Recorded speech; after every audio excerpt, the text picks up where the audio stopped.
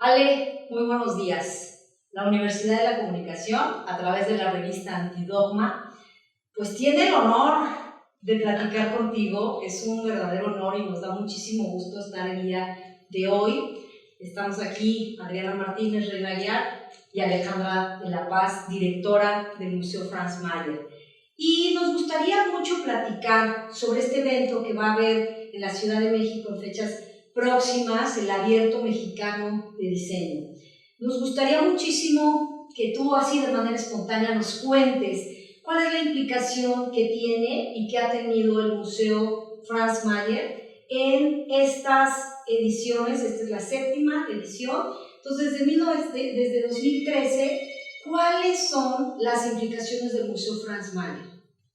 Pues mira, antes que nada, muchísimas gracias, me da un gusto enorme tenerlas aquí, recibirlas, y especialmente para hablar del Abierto Mexicano de Diseño, ¿no? ¿Por qué razón? Pues porque el Franz Mayer realmente ha hecho del diseño contemporáneo, del diseño internacional y mexicano, una de sus líneas curatoriales, ¿no? Realmente nos sentimos muy privilegiados de ser el museo que ha acercado al diseño a nuevas generaciones, y sobre todo porque tiene un diálogo súper natural con nuestra fabulosa colección que está centrada en las artes decorativas, que al final de cuentas es diseño, aunque sea del 16, del 17 o del 18, son objetos maravillosos que cumplieron una función y que obviamente la manera en la que fueron elaborados pues cumple con todas las características que tiene el diseño contemporáneo. Entonces, pues nos da mucho gusto que ya es como histórico que el Franz Mayer sea una de las sedes del Abierto Mexicano de Diseño, ¿no?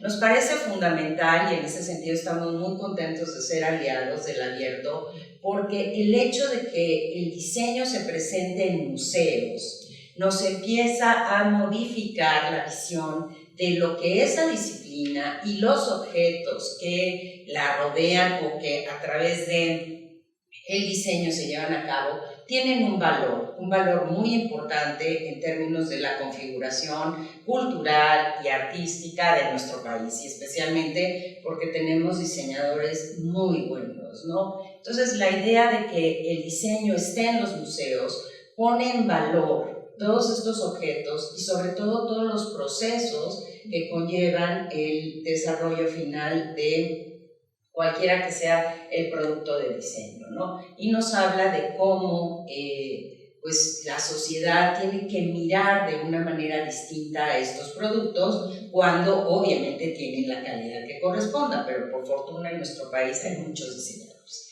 Entonces, esa es la razón por la cual el Franz Mayer ha estado desde un inicio muy abierto a trabajar con esta iniciativa que reúne a muchísimos diseñadores. El año pasado, el Abierto Mexicano de Diseño en el Franz Mayer tuvo como sede, fuimos en la sede del pabellón universitario. Esto es súper importante para ustedes que están en el ámbito de las universidades. Esto fue realmente muy, muy enriquecedor para el museo, para los públicos, para las universidades participantes y sobre todo para estos jóvenes diseñadores en ciernes que ya podían presentar frente a un público y someterse de alguna manera pues a la valoración de estos públicos de sus objetos de diseño o de sus procesos de diseño, y esto realmente creo que enriquece muchísimo las actividades del museo, ¿no?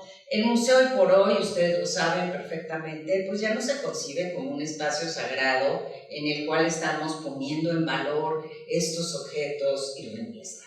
Por supuesto que hay una parte en la que es así, pero hay otra parte que es la que me parece más enriquecedora, como más rica, más pertinente, que es el museo como una plataforma de construcción de verdades múltiples, de miradas distintas, de compenetración de distintas maneras de enfocarte en la realidad, ¿no? Es una plataforma que creo que construye y que tiene que ser en ese sentido fluida y abrevar de distintas cosas. Entonces nos parece fantástico en el Franz Mayer, donde hay arte, donde hay artes decorativas, donde hay fotografía, donde estos maravillosos libros se sume el elemento de la contemporaneidad que da el diseño.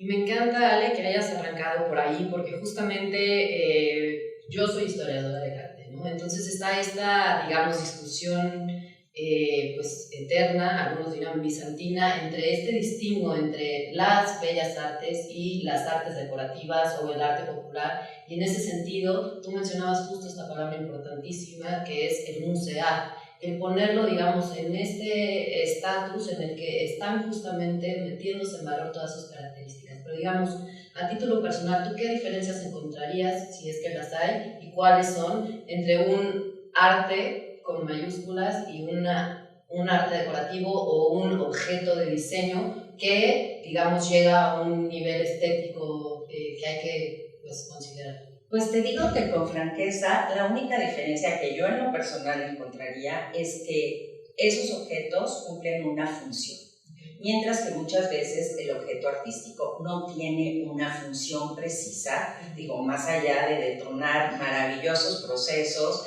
de apreciación de la obra, ¿no? Pero en realidad, cuando estamos hablando de un objeto de diseño, pues fundamentalmente lo que estamos hablando es de algo que fue creado para solucionar un problema, solucionarlo de la mejor manera posible, de una manera estética y con toda la maestría y dominio de los materiales. Desde mi punto de vista, esa sería la única, digamos, diferencia, porque el resto de los procesos en los que se involucra, pues obviamente el talento, la inspiración, la creatividad, el saber hacer, está presente en la elaboración de una obra artística como lo está en un maravilloso rebozo o como lo está en una fantástica silla, ¿no? O en un textil extraordinario. Entonces creo que esto que tú mencionas de por qué no mejor encontramos esos vasos comunicantes y creamos esas categorías que nos permiten acercarnos de una manera enriquecedora a estas maneras de hacer arte, ¿no? Y artefactos artísticos,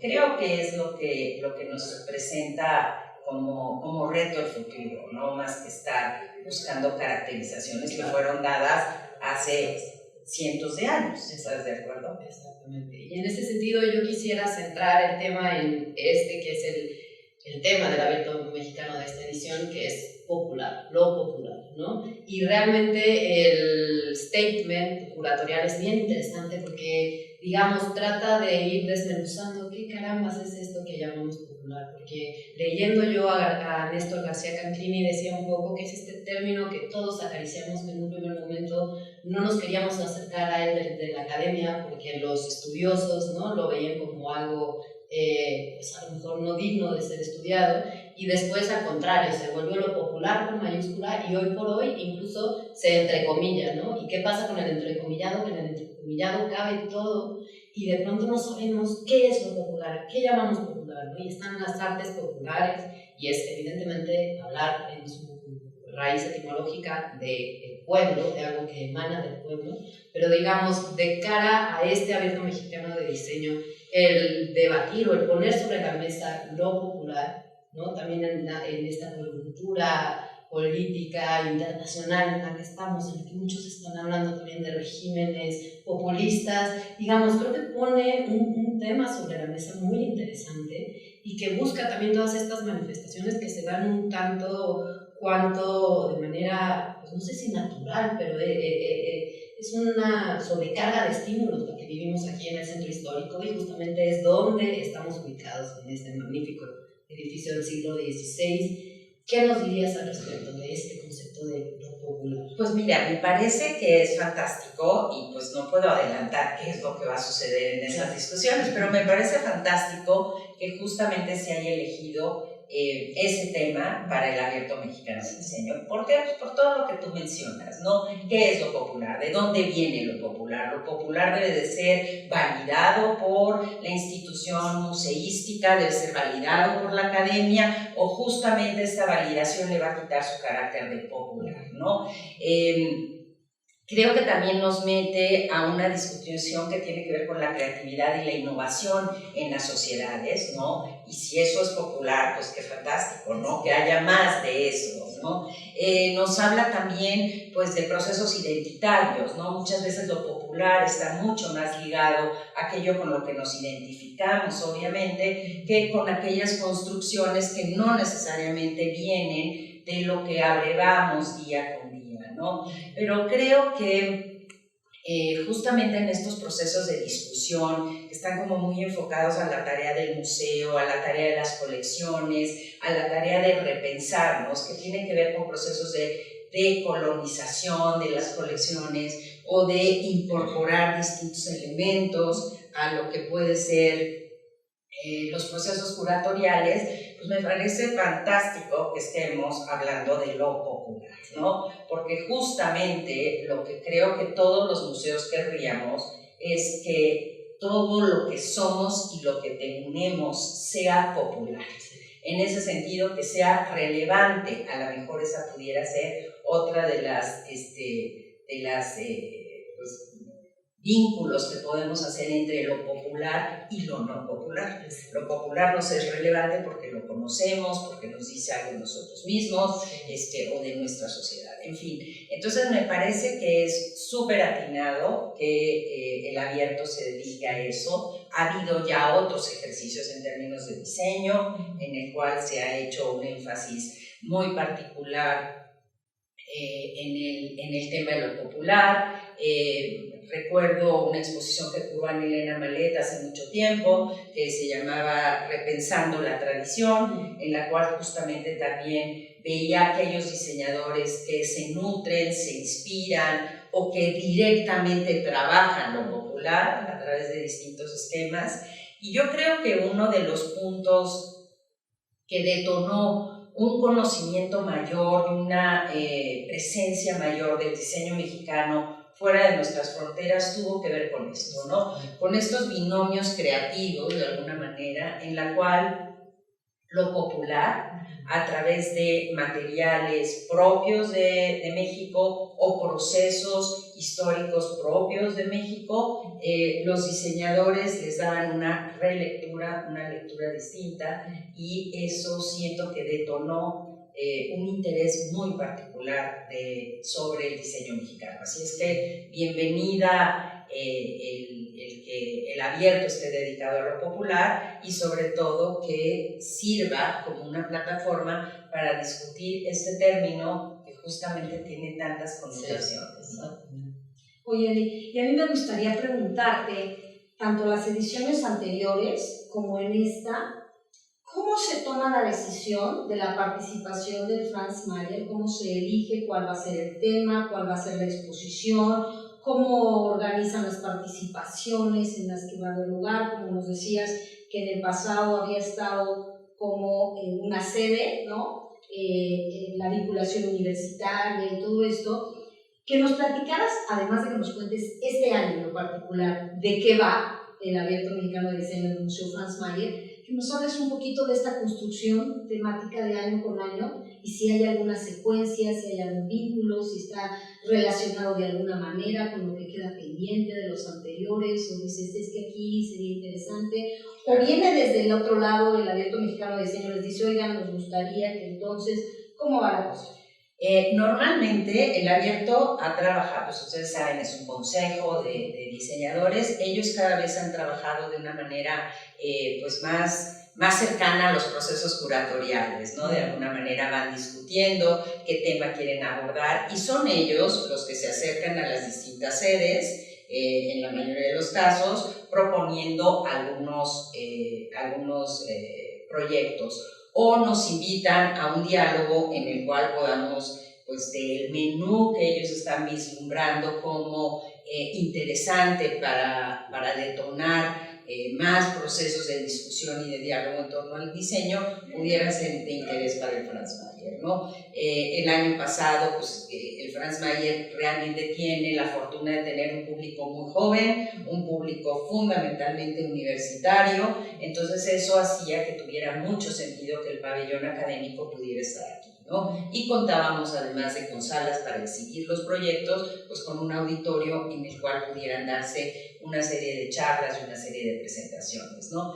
En este caso, lo que se optó por presentar en el marco del Abierto Mexicano de Diseño es una exposición que va a estar curada por Emiliano Godoy y que versa sobre el diseño en vidrio. Obviamente está muy vinculada a una espléndida entidad creadora de vidrio que es Nubel, que se ha caracterizado por estos procesos de diseño fantástico en el cual trabaja con artistas y con diseñadores para innovar en el diseño del vidrio y también para generar piezas fabulosas. Y lo escogimos y nos entusiasmamos muchísimo porque el Franz Mayer tiene una enorme colección de vidrio. Entonces, de alguna manera, una de las cosas que nos encanta poder pues, transmitir y que ojalá lo hagamos cada vez de una manera más contundente, es que hay un proceso. Nada llega de nada, ¿no? No hay una implantación de las cosas. Hay procesos en los cuales se van modificando ciertos objetos, su uso, o se va democratizando, pero que puedes trazarlos desde el inicio, en este caso no tanto con el vidrio, pero desde tiempos muy remotos y cómo se va modificando hasta hoy, ¿no? Entonces nos pareció fantástico que justamente tratando de lo popular, el vidrio es algo que hoy por hoy nos parece que pues inconcebible que no tengamos un vaso ahí a la mano, una botellita o lo que sea, pero por supuesto que sabemos que hubo momentos en que eso era un bien de enorme lujo, ¿no? Era un bien preciado, que solamente podía estar en aquellos palacios, casas o lugares que obviamente tuvieran sus dueños grandes capacidades económicas. Entonces nos pareció fantástico poder sumar a la discusión de nuestras colecciones esos procesos creativos y de innovación que nos llevan del cristal de la granja a una pieza diseñada por Teodoro González de León en vidrio, ¿no? O que nos pudieran llevar del cristal de Pepita a la extraordinaria botella que hoy alberga este tequila fantástico que es la Casa Dragón, que tiene una botella de cristal de Pepita. Entonces, ¿sabes? Como que tenía mucho sentido generar la posibilidad de estos diálogos. Entonces vamos a recibir a partir del 10 de octubre, está ya abierta a todo el que nos quiera visitar, la exposición que se llama Invisible, diseño en vidrio, y por supuesto siempre las exposiciones, ustedes lo saben perfecto, son un esfuerzo mayúsculo, entonces pues la vamos a dejar más allá del Abierto Mexicano del Diseño, que son solamente unos 4 días, muchísima actividad, pero son 4 días, y en este caso la exposición se va a quedar hasta febrero del próximo año, lo cual nos permite pues, 4 meses en los cuales realmente el público se acerque a esto y va a estar acompañada de un programa de conversaciones y charlas, unas en el marco del abierto y otras que continuarán acompañando a la vida de la exposición. Entonces eso es lo que vamos a hacer nosotros ahora. Sentimos que da muchísimo que hablar en términos de técnicas tradicionales en México en relación al vidrio, en relación a una colección muy importante que nos acerca a la producción de vidrio en distintos ámbitos geográficos y nos lleva a la contemporaneidad del vidrio y procesos fantásticos que yo no soy experta en esos temas, pero que la exposición va a mostrar, ¿no? Por ejemplo, el color en el vidrio. ¿No? O sea, hay una serie de cosas que de verdad nosotros damos por hecho y que de pronto dices, pero ¿cómo? Exactamente cómo se hace, ¿no? ¿Qué le muelen? ¿Qué le ponen? Es un compuesto químico, o sea, en fin, nos va a permitir ver los procesos de los diseñadores en relación a concebir una pieza en un material tan frágil, el vidrio no es tan frágil, y otro tipo de procesos que tienen que ver con la técnica misma del vidrio.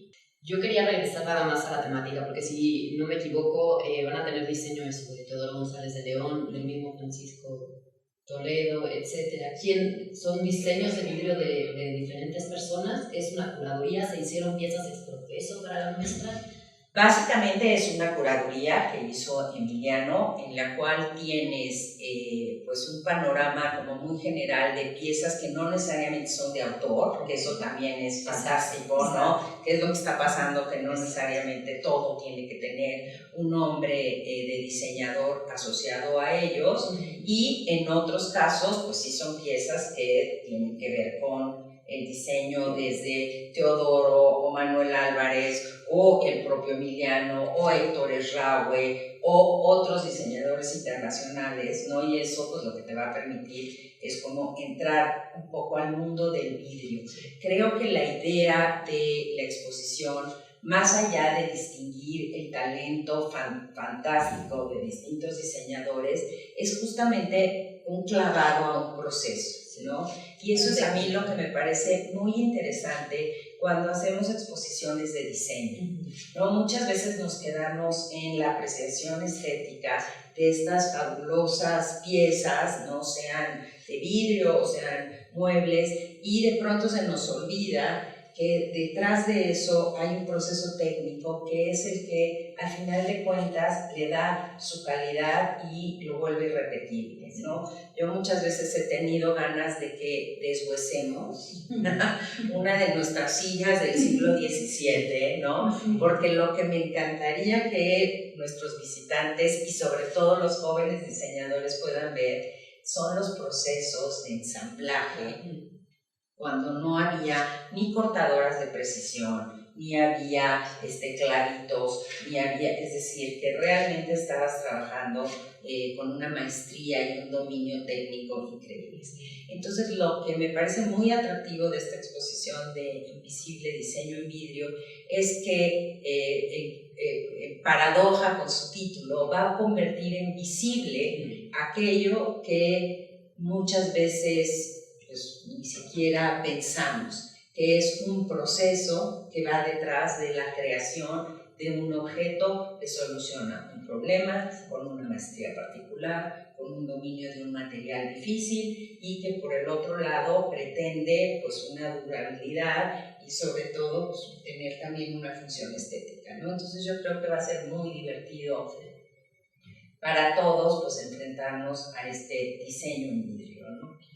Oye, Ale, y hablando de procesos, porque eso me parece súper interesante, y de pronto no solamente para la audiencia universitaria, sino yo creo que es algún interés del público en general, me gustaría que les platicaras un poquito sobre el tema propio de la exposición, cómo se va construyendo la exposición, digamos, cuáles son los procesos que la llevan a cabo desde la planeación y la preparación, y quienes se involucran, y tu gente del museo, y quiénes son los embaladores, transportistas, los museógrafos, ¿no? En fin, el montaje, un poquito hablarnos de esto. ¿Quién mejor que la directora de Franz Mayer para hablarnos de estos procesos? Claro, pues yo creo que ese es uno de los secretos mejor guardados de los museos, ¿no? Esto, lo que pasa entre bastidores, ¿no? Tras bambalinas, que tiene que ver con cuánta gente se involucra en lo que al final de cuentas llega un día, todos entramos, qué bonito se ve, bravo, bravo, y disfrutamos de eso, ¿no?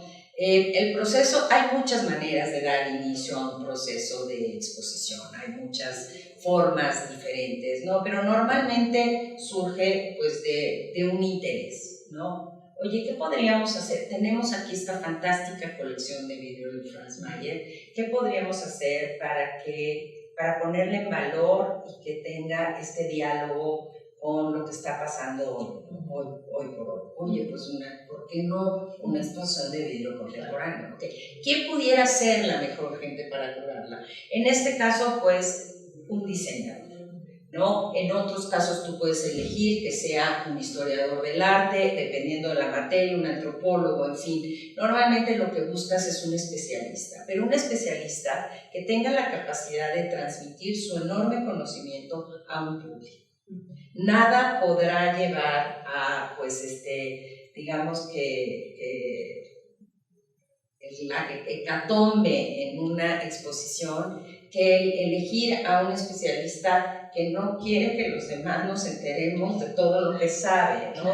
O que quiere hacer un libro y no una exposición, ¿no? Entonces realmente lo que buscas es una persona que tenga estas capacidades de transmitir de una manera compleja, pero también amable, entretenida, que pueda dar con muchos matices y niveles de lectura, pues una materia, ¿no? Entonces normalmente esta persona pues, se vuelve el curador de la exposición, ¿no? El proceso curatorial yo creo que es fantástico, pero ciertamente puede ser largo y arduo, ¿no? Tú puedes tener una maravillosa idea y después descubres que no hay piezas suficientes para ponerla pues, en escena, ¿no? O que no te las van a prestar, en fin, ¿no? Pero normalmente pues, tú lo que desarrollas es una idea que querrás presentar y de ahí vas afinando, ¿no? A generar unos ciertos núcleos temáticos, en fin, ¿no? Esto es normalmente pues, el trabajo del curador, que algunas veces está acompañado de pues, investigadores o gente que le auxilia, ¿no? Cuando el curador es externo al museo, normalmente pues, hay un trabajo en el cual este curador va por su camino y cada X tiempo pues, hay reuniones con el museo como para ir perfilando hacia dónde vamos, ¿no? Yo siempre he creído que desde un inicio de los proyectos de exposición tienen que estar los que van a investigar y por lo tanto nos van a dar la carne de la exposición, pero tiene que ir acompañado de los que van a llevar los programas públicos, ¿no? Es decir, cómo vamos a ir acompañando estas ideas para que el público tenga una experiencia más rica y que pueda tener distintos niveles de lectura y que podamos hacerla interesante y atractiva para los distintos niveles de públicos que también tienen los museos, ¿no? Y de la mano que esté también el equipo de comunicación, ¿no? Muchas veces es al final que hace el logo y bueno, si hubieran estado desde un inicio, ¿no? Que pueda haber este planteamiento. Y por supuesto, pues el museógrafo, ¿no? O el equipo de montaje. El museógrafo es aquel que le va a dar pues, al espacio físico que alberga la muestra las mejores características posibles para el lucimiento de las piezas, para una circulación adecuada con los visitantes, para unos niveles de literal lectura de cédulas adecuado, y el equipo de montaje es aquel que se va a encargar de que estas maravillosas piezas no se nos caigan de una caja a una base, ¿no? Y que lo hará con muchísimo cuidado y que muchas veces el equipo de montaje te da ideas fantásticas que no se le habían ocurrido ni al museógrafo, ni al curador, ni al director, de cómo solucionar de una manera mucho más eficaz algún montaje de una exposición, ¿no? Entonces, finalmente, el grupo de personas que se involucran es muy amplio. Y son procesos en los que como que todos se juntan y luego te dispersas y luego te juntas y luego te dispersas. Es muy difícil trabajar el proceso de una exposición todos en bola, ¿no? Hay como caminos muy claros que cada una de las entidades o de las áreas tiene que seguir, pero siempre tienes que volver a unirte para que este proceso final que sea una idea interesante, que puede estar cabalmente presentada, que pueda ser entendible y comprensible y divertida y entretenida para los públicos y que por el otro lado te maneje distintos niveles de acercamiento, ¿no? De acuerdo a tus intereses particulares, pues creo que son como los puntos fundamentales, ¿no? En el caso, se imaginarán, de una exposición de vidrio, pues el tema que tiene que ver es pues, la posible fragilidad de estas piezas. Y en este caso pues hay otro grupo de personas que son fundamentales, que tiene que ver con quién embala y quién transporta, ¿no? Que esas personas normalmente nunca las ve uno y que son estas gentes con una capacidad increíble de ver un objeto y saber qué caja es la que mejor le acompaña y qué tipo de soporte, molde o apoyo de embalaje va a tener, ¿no? Es un trabajo muy especializado, no es que puedas tú ir a la bodega de un diseñador, elegir, el lugar elegir una serie de piezas y ahora los que embalan tendrán que saber cómo poderla transportar con seguridad. Cuando una exposición va a viajar, pues ese proceso es todavía más complejo, ¿no? Y después el transportista, que obviamente pues muchas veces el embalaje y el transporte van de la mano de una compañía especializada en el manejo de obras artísticas y pues son como parte fundamental de todo este equipo, ¿no?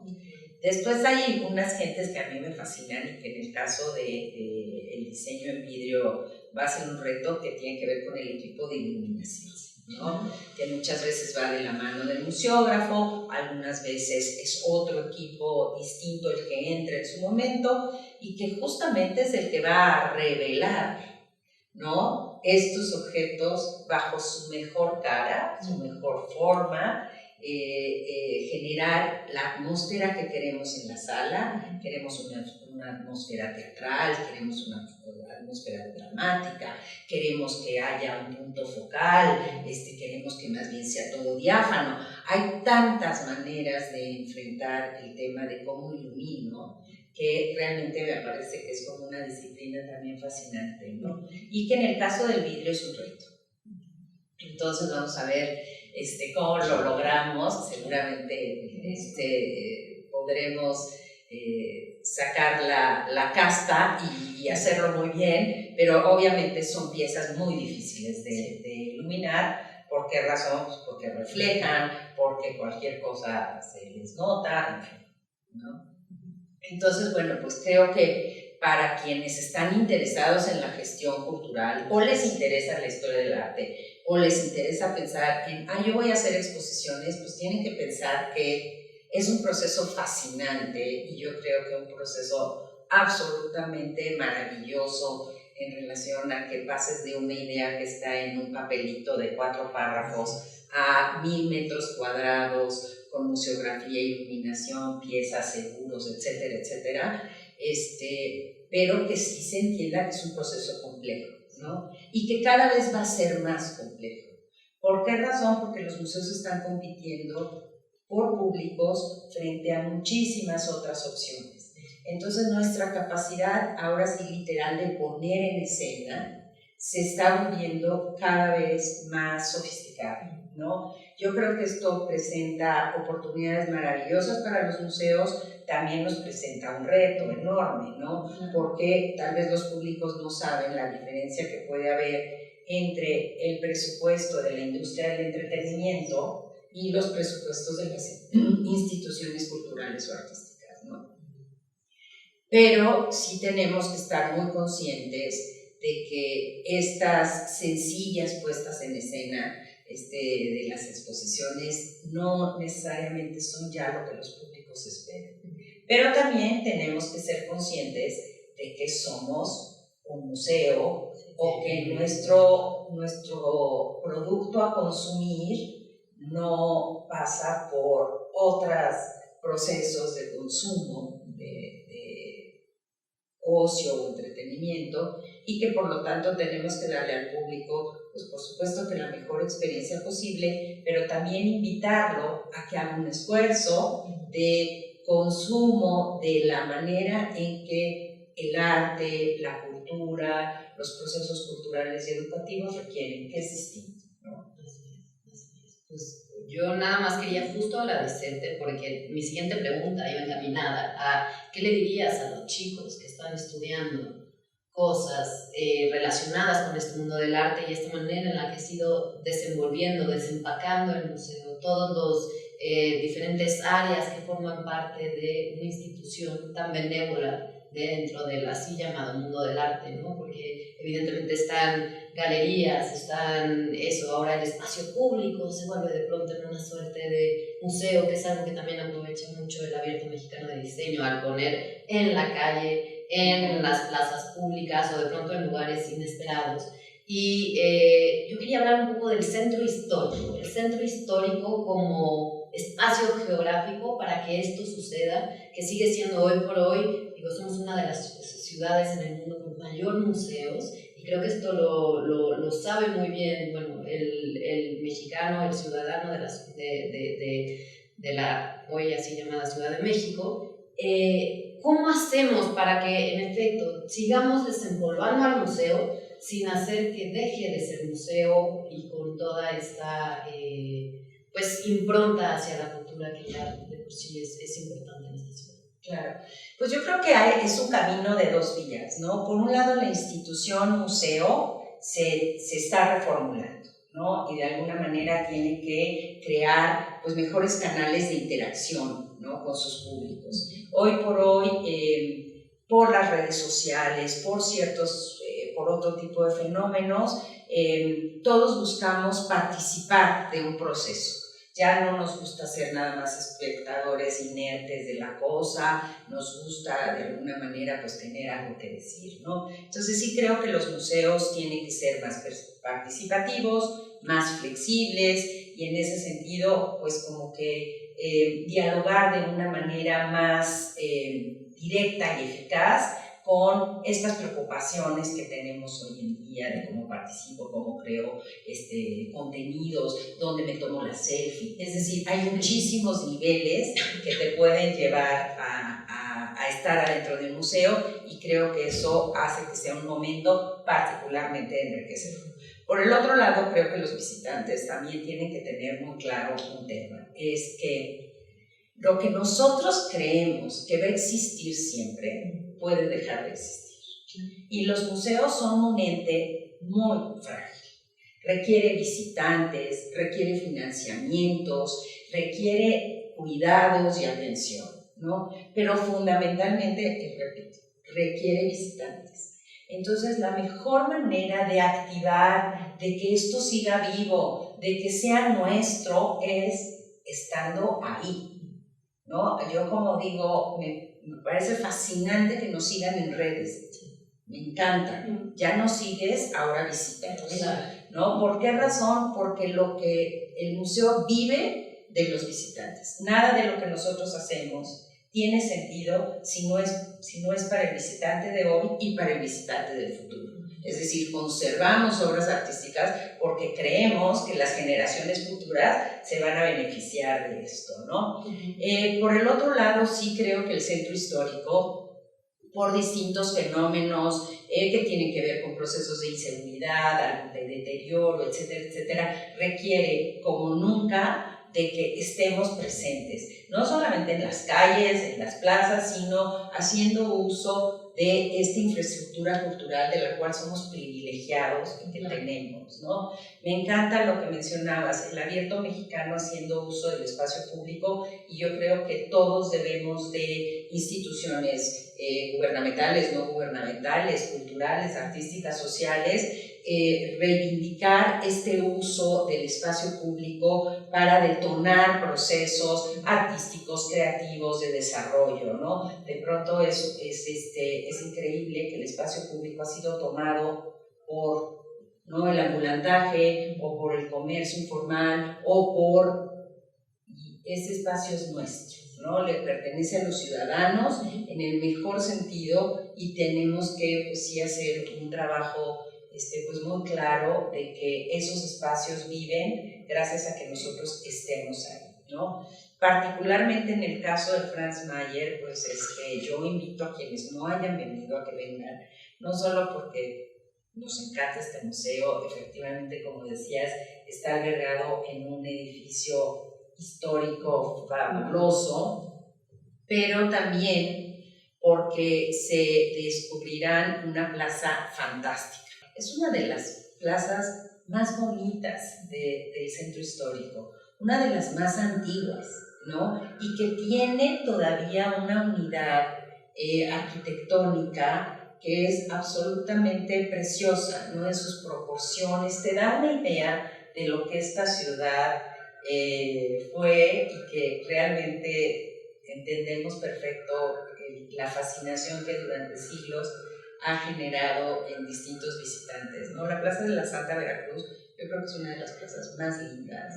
En pocos espacios tienes casi dándose la mano 2 iglesias de la talla de la iglesia de la Santa Veracruz y de la iglesia de San Juan de Dios, con 2 museos ahí, ¿no? Entonces, bueno, la zona obviamente tiene problemas. Por fortuna haya un proyecto que pues hoy nos tiene un poquito atrapados porque hay calles levantadas por todos lados, pero en breve terminará este proceso, pero realmente de ampliación de lo que es el espacio del centro histórico, y que podamos generar más espacios justamente de cultura, de interacción y de comunidad, ¿no? Entonces yo creo que para el centro histórico de la Ciudad de México es fundamental, y los museos que aquí estamos, es fundamental que los visitantes vengan, ¿sabes? En bici, en metrobús, en metro, en coche, o sea, como quieran, pero vengan, que no está tan difícil llegar, ¿no? Claro. Y que podamos disfrutar de